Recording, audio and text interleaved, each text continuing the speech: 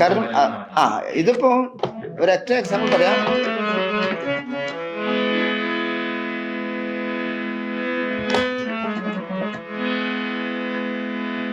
ഭൂമി കാണും ക്ഷമയുള്ള സൗഭാഗ്യദേവിയാണ് ഭാര്യ.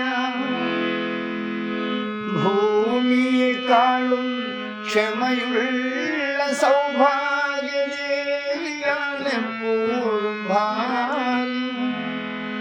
മന്ദസ്മിതങ്ങളാൽ നീറും മനസ്സിനെ ചന്ദനം ചാർത്തുന്നു ഭാര്യ.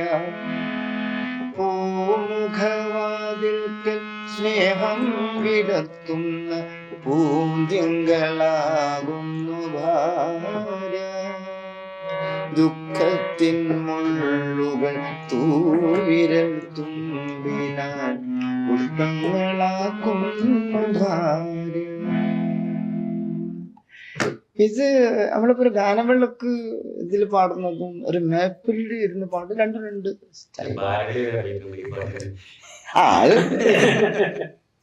ഇതൊക്കെ ഓരോരോ പിന്നെ അതൊന്നും തെറ്റെന്നുള്ള അഭിപ്രായക്കാരനല്ല. ഇത് നമ്മളെ ഈ ഗസലിനെ ഫോളോ ചെയ്യുന്ന അല്ലെങ്കിൽ ഗസലിനെ ആളുകളിലേക്ക് ആ മഹഫിലിനെ ആളുകളിലേക്ക് എത്തിക്കാൻ വേണ്ടിയിട്ട് ഒരുപാട് കേരളത്തിൽ അങ്ങോളം ഇങ്ങോളം യാത്ര ചെയ്യുന്നു, ഒരുപാട് വേദികൾ കിട്ടുന്നു, നല്ല സദസ്സുകളിൽ എത്താൻ പറ്റുന്നു. അപ്പോൾ നമുക്ക് തന്നെ ഫുർഖാന്റെ കൂടെ ഇരിക്കാൻ പറ്റുന്നു എന്നുള്ള വലിയ ഭാഗ്യം. നമ്മളൊരു സ്ഥലത്ത് വെച്ച് കണ്ടുമുട്ടുന്നതും ഒക്കെ പടച്ചോണ്ടൊരു നിമിത്തം അങ്ങനെ കാണണം.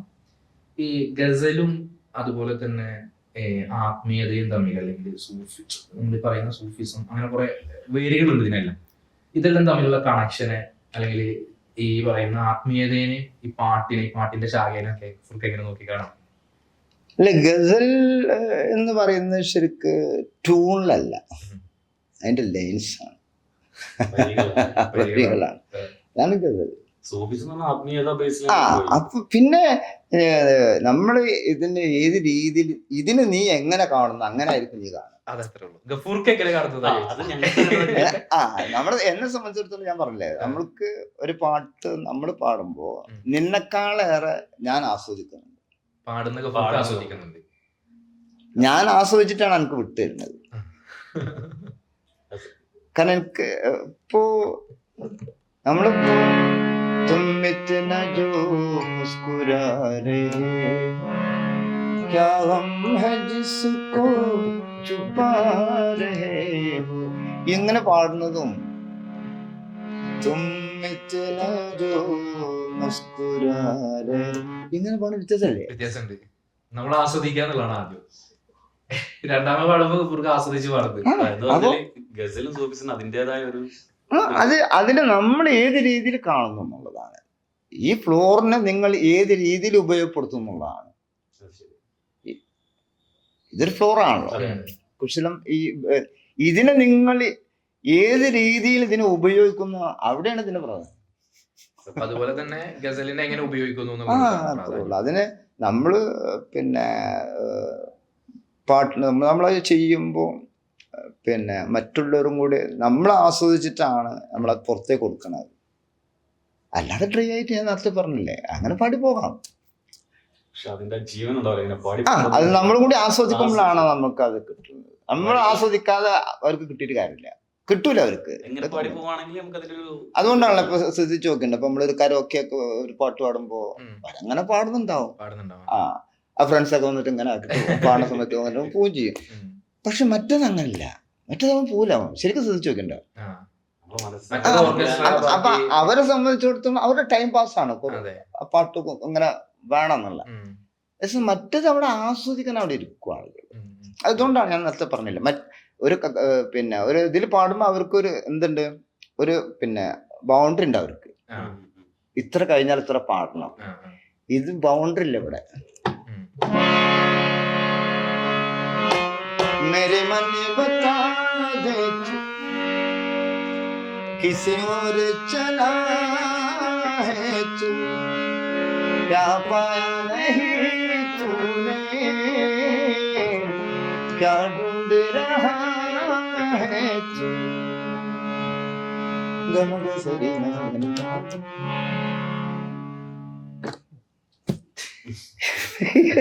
ഇത് ഞാൻ എപ്പോഴും നിർത്തുന്നു അപ്പോഴും നിൽക്കുള്ളൂ. മറ്റേതല്ല, മറ്റേത് പറ്റില്ല. മറ്റേത് ഫിക്സഡ് ആണ്. അത് കഴിഞ്ഞാൽ മറ്റുള്ള വന്നോളണം. അപ്പൊ അതിന്റെ ഒരു ഇത് ഈ കേൾക്കണ അവരും തന്നെ എന്ത് ചെയ്യണം, ഫിക്സഡ് ആയിട്ട് കേൾക്കണം. ഇത് ജനങ്ങളെ ഇരുന്ന് കേൾക്കുക. കാരണം തന്നെ വേറെ എവിടെയും വരാനില്ല. ഇല്ല, എവിടാണോ നിർത്തുന്നത് അതാണ്. മറ്റേത് അതിന്റെ ഉപയോഗിക്കുന്ന ഒരു ടെമ്പോ ഉണ്ട്. ആ ടെമ്പോന്റെ ഉള്ളിൽ നിക്കണം. ഇത് പാട്ടിന് ടെമ്പോ ഉണ്ട്, പക്ഷെ ഈ പാട്ടിന് ടെമ്പോ ഇല്ല. ഇത് കേൾക്കുന്ന ടെമ്പോ ഇല്ല. കാരണം ആ റിതത്തിൽ തന്നെയാണ് ആ ചെയ്യണത്.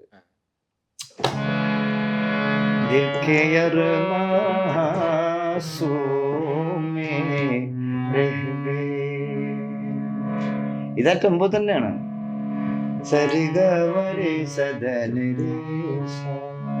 ഉണ്ടോ? പാട്ട് ആ ടെമ്പോയിൽ തന്നെ പോണത്. ശ്യാം ഫ്രീ ആണ്. അപ്പൊ അതുകൊണ്ട് ആസ്വദിക്കുന്നവനും എന്തില്ല, ഓൻ ഫുൾ ഫ്രീ ആണ്. ഓൻ എവിടെ കയറി ആസ്വദിക്കാൻ പറ്റും. അല്ലാതെ ഇതില് പിന്നെ എന്താ പറയാ അറിയോ, അല്ലാതെ ഈ കേൾക്കുന്ന ആൾക്കും ഇത് അത് കേൾക്കുന്ന ആൾക്കൊക്കെ അറിയില്ലേ. ഇപ്പൊ ഇതിപ്പോ ഒരു പാട്ടിപ്പോ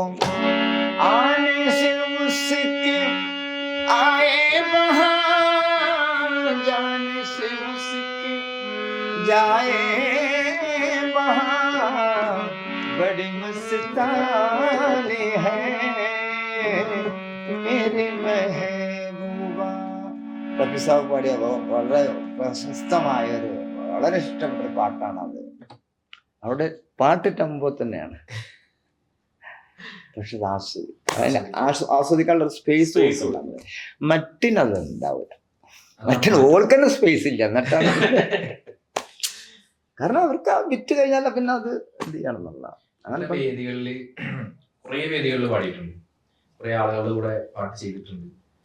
സുഖക്ക് ഏറ്റവും നല്ല മൊമെന്റ് എന്ന് തോന്നിയിട്ടുള്ള ജീവിതത്തിലെ ഈ പാട്ട് വഴിയിൽ ഏറ്റവും നല്ല മൊമെന്റ്, മറക്കാൻ പറ്റാത്തൊരു മൊമെന്റ് അതേതോ? അങ്ങനൊന്നുമില്ല. പിന്നെ സിംഗേഴ്സില് ഇതൊക്കെ എന്നെ സംബന്ധിച്ചിടത്തോളം ഞാൻ തീരുമാനിക്കുന്നതല്ല. അതൊക്കെ അതിൻ്റെതായ ചില സംഗതികൾ ഇങ്ങനെ അനുബന്ധമായിട്ട് വരുന്നതാണ്. ചില പാട്ടുകൾ അങ്ങനെയാണല്ലോ. ഞാൻ പറഞ്ഞ ആഷിഖ് റസൂല് അറിയാലല്ലോ. ആഷിഖ് റസൂല് ഉള്ള ആൽബത്തില് കിളിമണ്ണിൽ ഫസലാക്കുന്നത് മലപ്പുറത്ത് അടുത്ത വലിയ പേരിട്ടൊരു ആളാണ്. അവരുടെ തറവാടും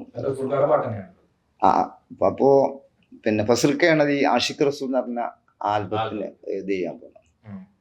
അപ്പൊ പുള്ളി അതിന് പറഞ്ഞിരുന്നു, ഇതിന് ക്യാഷ് വിഷയമല്ല, ഇതില് റസൂലിനെ കുറിച്ചുള്ള മദ്ഹല്ലേ. അപ്പൊ അതിൽ 10 പാട്ടുകൾ 10 വിഷയത്തില്. അപ്പൊ ഈ തിരുദൂതര ഇത് പൂച്ചൽ കഥ പാടിയത് രമേശ് നാരായണൻ. അപ്പോ രമേശ് ജിനായിട്ട് വളരെ മുമ്പുള്ള രമേശ് നാരായണല്ല, നേരത്തെ ബന്ധമുണ്ട്. ഒരു വോക്കലിസ്റ്റ് ആണല്ലോ. അപ്പോ രമേശ് ജിനായിട്ട് വളരെ മുമ്പേ ബന്ധമുണ്ട്. പക്ഷെ ഈ വർക്ക് ചെയ്തത് പൂച്ചൽ കാതർ ചെയ്തുകൊണ്ട് തിരുവനന്തപുരത്ത് വെച്ചിട്ട് വർക്കൊക്കെ നടക്കുന്നത്. അപ്പൊ തിരുവനന്തപുരത്ത് നിന്ന് പൂച്ചൽ കാതർക്ക് വരും. ഒരു ദിവസം ഒരു പാട്ട് ചെയ്തു കഴിഞ്ഞ മുപ്പര് പോകും. പിന്നെ നേരെ രമേശിന്റെ വീട്ടില് ഇരിക്കും, സംസാരിക്കും. അങ്ങനെ ഒരു ഇതായിരുന്നു. പക്ഷെ ഇത് ഏകദേശം എഴുതി കഴിഞ്ഞതിന് ശേഷം ഈ തിരുദൂതര എന്നുള്ള പാട്ട് കമ്പോസ് ചെയ്തതിന് ശേഷം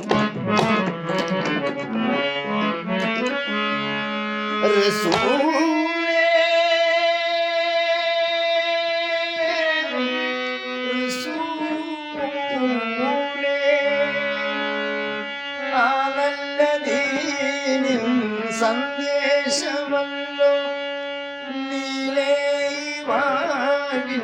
സന്മാർഗമല്ലോ മനുഷ്യ ഗുണത്തെ നയിച്ച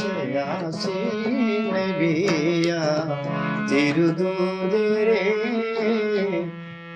മെഹമൂദരേ ഒരു ജ്ഞാന പുകഴ്പാടുവേ, ഒരു ജ്ഞാന പുകഴ്പാടുവേ.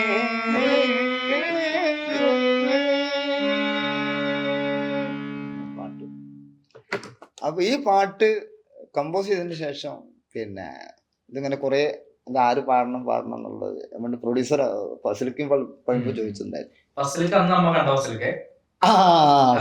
ഫസിലിക്ക് ഭയങ്കര ഫസിലിക്കാനെ കൂടുമ്പോ മ്യൂസിക്കിന് ഭയങ്കര ഇൻട്രസ്റ്റ് ഉണ്ട് എല്ലാരും.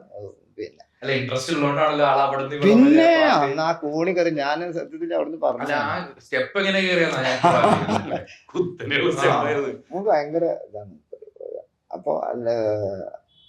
അപ്പൊ ഇത് പിന്നെ ശങ്കർ മഹാദേവനെ കൊണ്ട് പഠിപ്പിക്കാൻ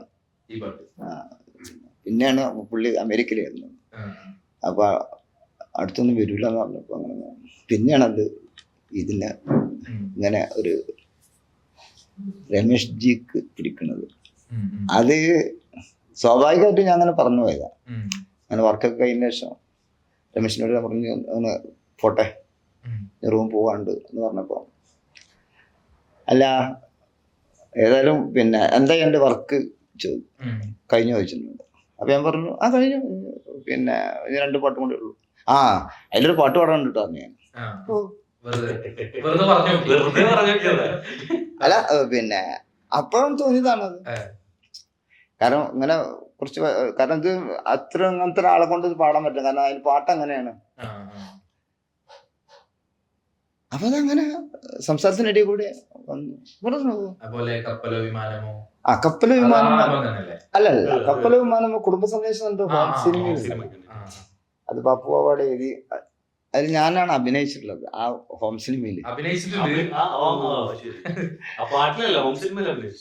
ആ ഹോം സിനിമയിൽ പാണ്ട സീൻ ഞാൻ പാടിയിട്ട് അഭിനയിക്കുന്ന കുടുംബ സന്ദേശം. അല്ലല്ല, അഭിനയിക്കാൻ അത് ഈ ഫീൽഡ് അങ്ങനെയാണല്ലോ. പിന്നെ അതിനോട് വലിയൊരു ഇതില്ലാത്തതുകൊണ്ട് അതിമല്ല കെട്ടി മറിഞ്ഞിട്ടില്ലേ. കപ്പൽ വിമാനമോ പിന്നെ അതേപോലെ തന്നെ ഷെരീഫിന്റെ ആമിന ബീക്കോ പിന്നെ അത് പിന്നെ ഒരു ആൽബാണ് അത്.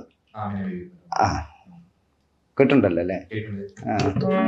ആമിന ബീവിതെന്താരം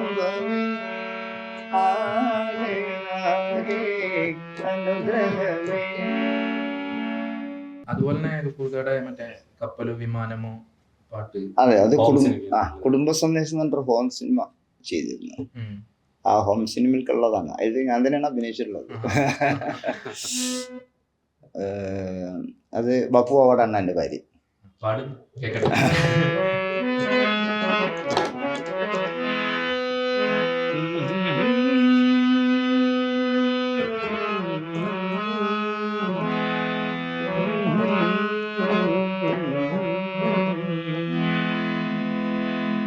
കപ്പലോ വിമാനമോ കടലിലിട്ട പാലമോ കയറിയൻ കിനാക്കൾ യാത്ര പോകും. കൽബയെന്ന വീട്ടിലെത്തി കഥനമൊക്കെയും നിരത്തി കൽബ് പറിച്ചെന്റെ റബ്ബിനേകും. ഞാനൊരു കണ്ണുനീർ തുള്ളി മാത്രമാകും. കപ്പലോ വിമാനമോ കടലിലിട്ട പാലമോ കയറിയൻ കിനാക്കൾ യാത്ര പോകും. കഅബയെന്ന വീട്ടിലെത്തി കഥനമൊക്കെയും നിരത്തി കൽബ് പറിച്ചെന്റെ റബ്ബിനേകും. ഞാനൊരു കണ്ണുനീർ തുള്ളി മാത്രമാകും. ഇതുപോലെ തന്നെ ഈ പാട്ട് ഇതേപോലെ എഴുതി വെച്ച ആളെന്നെ നമുക്ക് കേട്ടിട്ടുണ്ട്. മലപ്പുറത്ത് ഏതോ ഒരു അമ്പലത്തില് ഇങ്ങനത്തെ പാട്ട് എഴുതിയിട്ട് അതേപോലെ തന്നെ അവിടെ പോയി എഴുതിയിട്ടുണ്ട്. അത് പിന്നെ മലപ്പുറത്ത് മമ്പാട് പിന്നെ നടുവക്കാട് ഒരു സ്ഥലമുണ്ട്. അപ്പൊ അവിടെ ഒരു ശിവൻകുട്ടി മാഷുണ്ട്. മോളൊക്കെ സ്കൂളിൽ പഠിപ്പിച്ച മാഷാണ്. അപ്പോൾ മാഷ് ഒരു പിന്നെ വരി ചെയ്ത് തന്നിട്ട് പിന്നെ ട്യൂൺ ചെയ്തിട്ട് ചെയ്യാൻ പറഞ്ഞു. അപ്പോൾ അതന്നെ അറിയാലോ, കമ്പ്യൂട്ടർ പ്രോഗ്രാമിങ് ചെയ്യുന്നതാണ്. അപ്പൊ അത് ചെയ്ത് അദ്ദേഹത്തിന് കൊടുത്തു ഞാൻ. പിന്നെ വേറെ കാരണം ട്രാക്ക് പാടിയിട്ട് അപ്പൊ അങ്ങനെ അത് കൊടുത്ത് വളരെ ദിവസം കഴിഞ്ഞ കുറച്ച് എനിക്കൊന്നും 2-3-4 മാസമായി കഴിഞ്ഞിട്ടുണ്ടോ. പിന്നെ ഇവരൊന്നും ഒന്നും പിന്നെ ഇങ്ങോട്ട് റിപ്ലൈ ഒന്നുമില്ല. അപ്പൊ ഞാൻ അവരോട് പറഞ്ഞിരുന്നത് ഇതിന് നിങ്ങൾ ആവുമ്പോ പറഞ്ഞാൽ മതി, നമുക്ക് മധുവിനെ കൊണ്ട് അല്ലെങ്കിൽ വിഷുവിനെ കൊണ്ട് ആരെങ്കിലും പാടിപ്പിക്കാന്ന് പറഞ്ഞു. അങ്ങനെ പിന്നെ ഒരു 5-6 മാസം കഴിഞ്ഞ ശേഷം അദ്ദേഹം വിളിച്ചിട്ട് പറഞ്ഞു, സാറ് സ്റ്റുഡിയോയിലുണ്ട് ചോദിച്ചു. ഞാൻ പറഞ്ഞാണ്ട് ഞങ്ങൾ വരുന്നുണ്ട്, ഒന്ന് കാണേണ്ട ആവശ്യമുണ്ട്. അങ്ങനെ അവരുടെ അമ്പലത്തിന്റെ അങ്ങനെ വന്നിരുന്നു. അപ്പോ പിന്നെ നമ്മള് പ്രതിഷ്ഠാദിനാണ്. അപ്പോ ഞങ്ങൾ സാറിനെ ക്ഷണിക്കാൻ വന്നതാണ്. ഞാൻ പറഞ്ഞു ഓ വരാന്ന് പറഞ്ഞു. പിന്നെ വരിക മാത്രമല്ല, നമുക്ക് 2 ഗസലും അവിടെ പാടിത്തരുന്ന. അപ്പൊ ഒക്കെ നമ്മള് തന്നെയാണ് അപ്പോ പമ്പാടാണത് പ്രദം. അങ്ങനെ അത് കഴിഞ്ഞ ശേഷം പിന്നെ നമ്മളെ അമ്പലത്തിലുള്ള പാട്ടിന്റെ റിലീസ് വന്നാണ്. അപ്പൊ ഞാൻ ഓ പാട്ട് ഉണ്ടോ, നമ്മളെ ആ പാട്ടുണ്ട് ആരാണ് മ്യൂസിക് ചെയ്തിട്ട്, അതൊക്കെ വലിയ ആളെ ചെയ്തിട്ടുള്ളത്. പാട്ടൊക്കെ പാട്ട് അതെല്ലാം കഴിഞ്ഞാണ്. അപ്പൊ ശിവൻകുട്ടി സാറ് മുഖറാണത് എഴുതിയത്. പുള്ളി പറഞ്ഞു സാറങ്ങനെ ബുദ്ധിമുട്ടിക്കുന്നു, നമ്മളെ പാട്ടാണ് സാറേ പറഞ്ഞത്. അപ്പൊ ഞാൻ പറഞ്ഞു അത് ഞാന് പിന്നെ അത് ട്രാക്ക് ഇട്ട് അപ്പോ മുഖപ്പം വന്നൊരു ആളുണ്ട്. മുഖം ഞങ്ങൾക്കതൊന്നും അറിയണ്ട, ഞങ്ങൾക്ക് ആ പാട്ട് അത്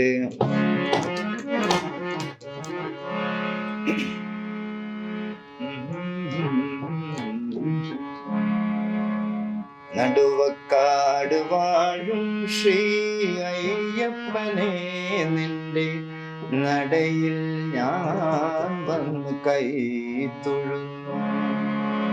നടുവക്കാട് വാഴും ശ്രീ അയ്യപ്പനെ നിന്റെ നടയിൽ ഞാൻ വന്ന് കൈ തൊഴുന്നു. നിർമാല്യ ദർശനം നൽകൂ, നിർമാല്യ ദർശനം നൽകൂ, അടിയന് നിർമ്മലമാക്കൂ യാഗമൂർത്തി. നടുവക്കാട് വാഴും ശ്രീ അയ്യപ്പനെ നിന്റെ നടയിൽ ഞാൻ വന്ന് കൈ തൊഴുന്നു.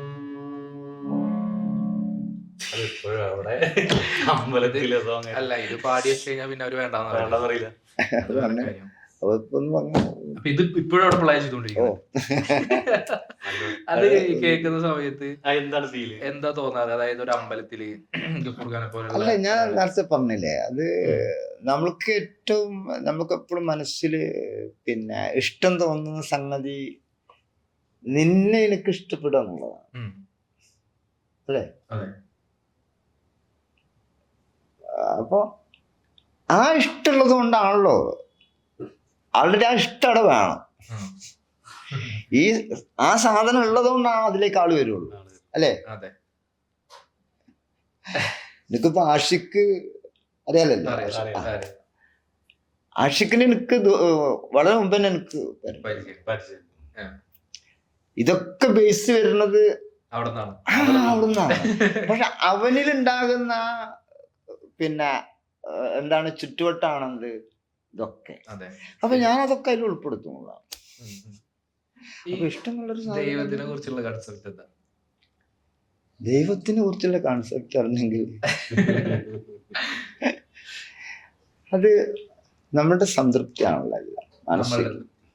അത് നമ്മളുടെ ഭക്തി എന്നിൽ നമുക്ക് തരുന്ന ഒരു മാനസികമായ സംതൃപ്തി ഉണ്ടല്ലോ.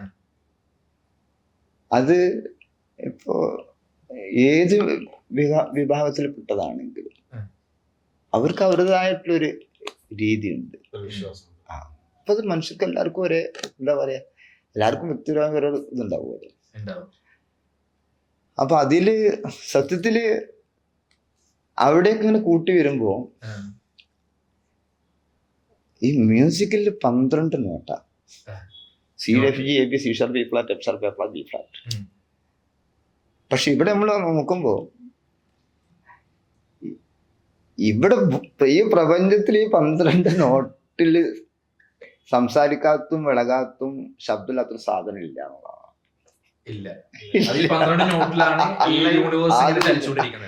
ഇപ്പൊ സംസാരിക്കണ തന്നെയല്ലേ മറ്റേത് പറഞ്ഞല്ലേ എല്ലാം ഭൂലോകത്തിൻ്റെത് കണക്കിലെന്ന് നമ്മള് സഡൻലി ഒരാളുടെ നമ്മള് പിന്നെ സംസാരിക്കണതും നമ്മളെ ലയത്തിൽ കുട്ടികളോട് പോലും നമ്മൾ സംസാരിക്കുന്ന പിന്നല്ലാതെ. അപ്പം ഇത് നമ്മുടെ ഞാൻ നേരത്തെ പറഞ്ഞില്ലേ, ഇവിടെ എങ്ങനെ വന്നു കഴിഞ്ഞാലും ഇപ്പൊ നമ്മള് പിന്നെ ഓതുന്നാണെങ്കിലും ബാങ്ക് കൊടുക്കുന്നാണെങ്കിലും അമ്പലത്തിൽ അല്ലാഹു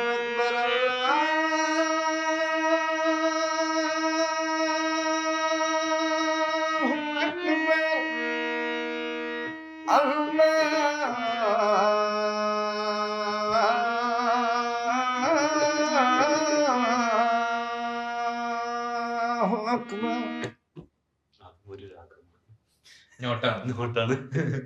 അല്ല അത് പിന്നെ എങ്ങനെ വന്നിട്ടുണ്ടെങ്കിൽ ഇതിലേക്ക് വരാതിരിക്കാൻ പറ്റില്ല. നമ്മൾ സംസാരിക്കുന്ന സംസാരം പോലും പിന്നല്ല, അതുകൊണ്ടാണല്ലോ നമ്മളിത് പോകണ്ടല്ലേ അവിടെയൊക്കെ നമുക്കൊരു ഗ്രാഫ് ഉപയോഗിക്കുമ്പോൾ എന്താ അപ്പൊ അത് നോക്കിക്കഴിഞ്ഞാൽ അങ്ങനെ തന്നെയാണ്. അതിപ്പോ നമ്മള് പിന്നെ വിശുദ്ധ ഖുർആൻ ഓതുമ്പില്ലേ, നമ്മള് ബൈബിൾ വായിക്കുമ്പില്ല, അതിനൊക്കെ അതിനെ ഞാൻ നേരത്തെ പറഞ്ഞ നീ അതിനെ എങ്ങനെ കാണുന്നുള്ളതാണ്. അത് നിന്നെ എങ്ങനെ സ്വാധീനിക്കുന്നു, നീ അതിനെ എങ്ങനെ സ്വാധീനിപ്പിക്കും. നമ്മളെ സ്വാധീനിക്കുന്നതിന്റെ പ്രശ്നമാണ് പലപ്പോഴും നീ അതിനെ എങ്ങനെ നീ അതിനെ എങ്ങനെ വിലയിരുത്തുന്നു, നിന്നിൽ അതെങ്ങനെ ഉണ്ട് എന്നുള്ളതാണ്. നമ്മളിൽ എന്താണ് നിക്ഷിപ്തമായിരിക്കുന്നത് ആ ഒരു ബേസിൽ നോക്കിയാൽ മതി.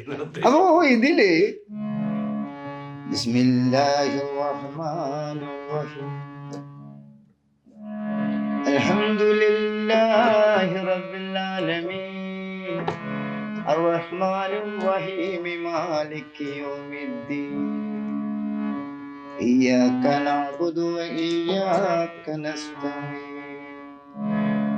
اهدنا الصراط المستقيم صراط الذين أنعمت عليهم غير المغضوب عليهم ولا الضالين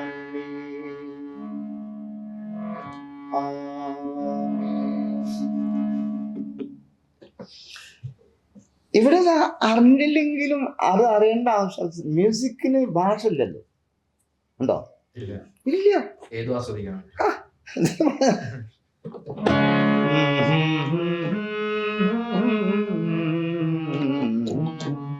ഇതിനൊരു ഭാഷയില്ലേ. അപ്പോ ഇത് നമ്മള് ശരിക്കും നമ്മള് ശ്രദ്ധിക്കാത്തതുകൊണ്ടാണ് അത്.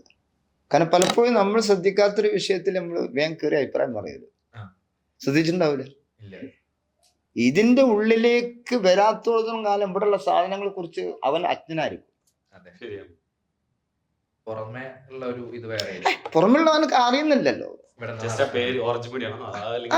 അവൻ അജ്ഞനാണ്. അപ്പൊ ശരിക്ക് അവൻ ഇതിന്റെ ഉള്ളിലേക്ക് വന്നിട്ട് ഇത് നോക്കണം, അപ്പളേ അവൻ ഇവിടെയുള്ള എന്താന്ന് അറിയുള്ളൂ.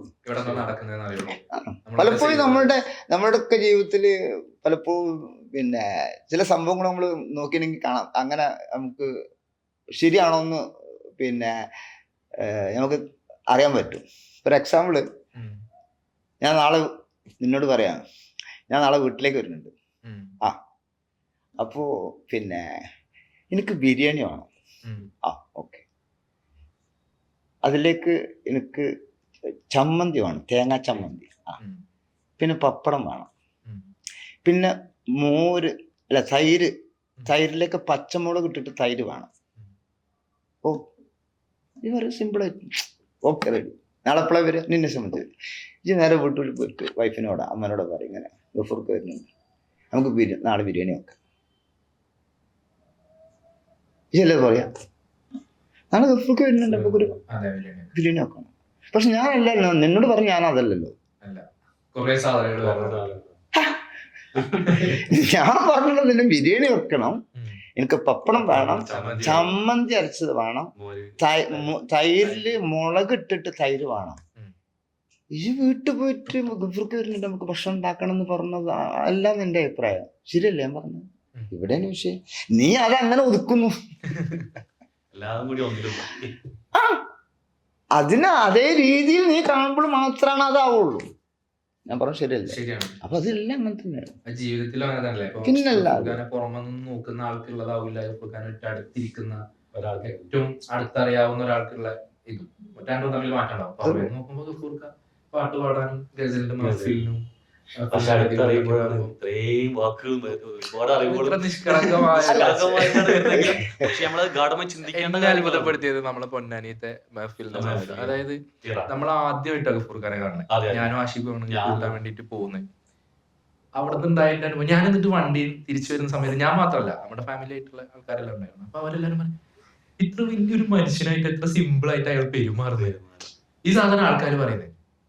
അപ്പൊ പുറമേ നിന്ന് നോക്കുന്നവർക്ക് ഗഫൂർ എം ഖയ്യാം എന്ന് പറയുന്ന ഒരു വലിയ സിംഗർ, കേരളത്തിൽ അറിയപ്പെടുന്ന മഹഫിൽ ഒക്കെ നടത്തുന്ന മഹഫിലിന്റെ വേദികളിലൊക്കെ സജീവമായ ഒരു മനുഷ്യൻ.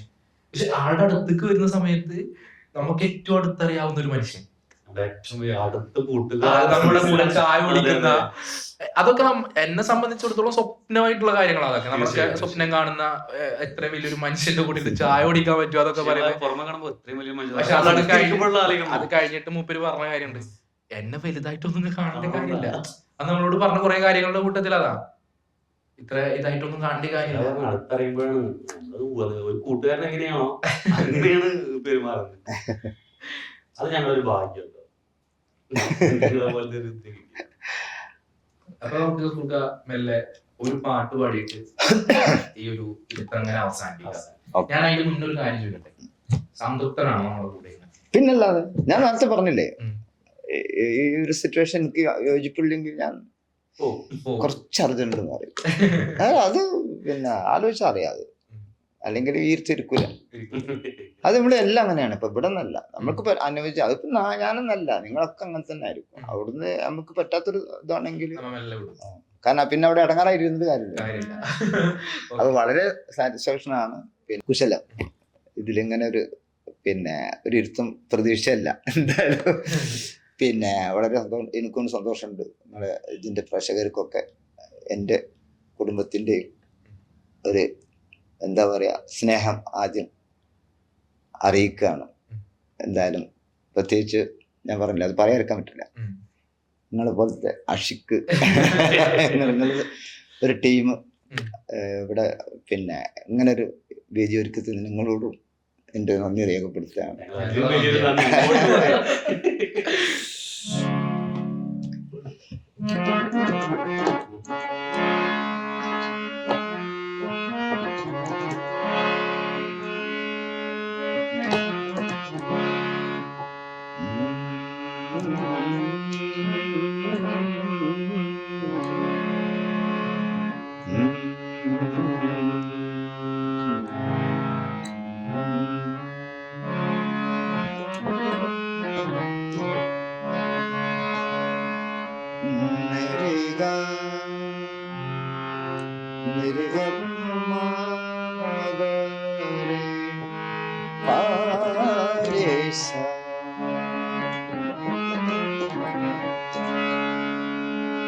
കടലുകളെ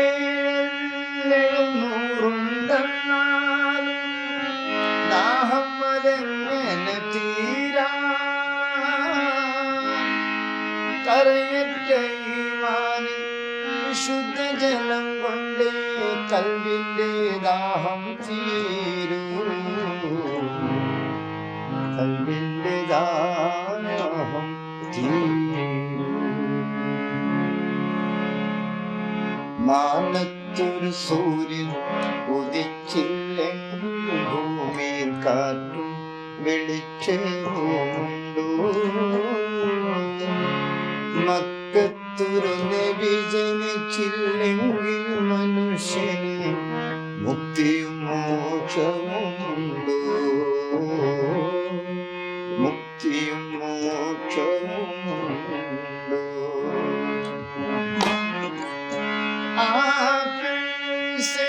मुझे छोड़ के जाने ले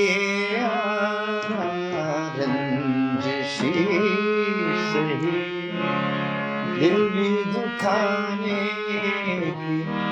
ले रंजिशी सही.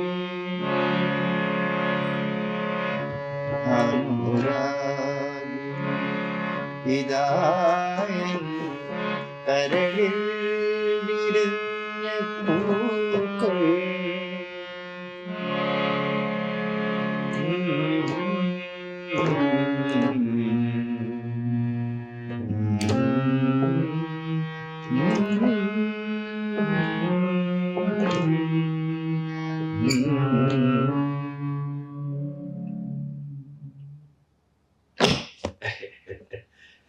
അതെ, ചെറിയൊരു ആവശ്യമാണ്. ഇവിടുന്ന് കുറച്ച് വരികൾ അങ്ങോട്ട് നിങ്ങൾ ചെയ്തിട്ട് വിട്ടുന്നതൊക്കെ അതിന്റെ 2 വരി ഒന്ന് കേൾക്കാനുള്ള ഒരു ഇതില്.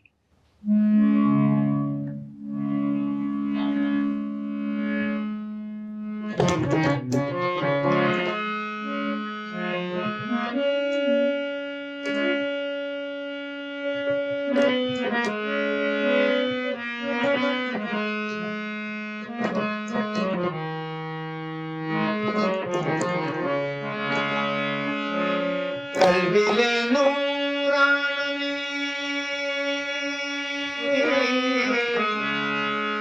കൽവിലെ നൂറാണ് നീ, യാ ഇലാഹി.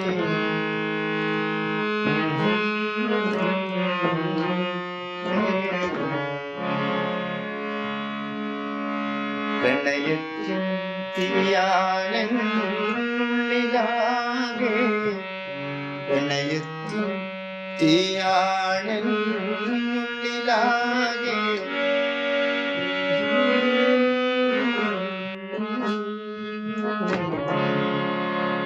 കൽവിലെ നൂറാണ് നീ,